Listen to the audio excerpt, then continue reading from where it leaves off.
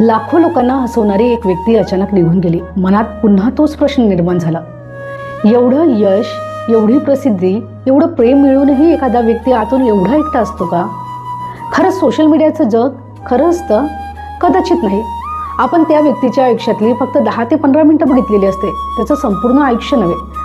Social मीडियाचं जग एखाद्या रंगमंचासारखं असते आणि त्या रंगमंचावर वावरणारा कलाकार नेहमी आपल्याला हसत दिसतो, आनंदी दिसतो, पण पडद्यामागच्या त्या कलाकाराचं दुःख आपल्याला माहीत नसतं. बरेचदा एकटेपणाच्या वेदना, अपयशाची भीती, सतत परफेक्ट दिसण्याचा दबाव, ट्रोलर्सची भीती आणि त्याच्या मनात सुरू असलेल्या वादळाचा आवाज आपल्यापर्यंत ऐकूच येत नाही आणि ऐकवण्यापूर्वीच तो या जगातून निघून गेलेला असतो.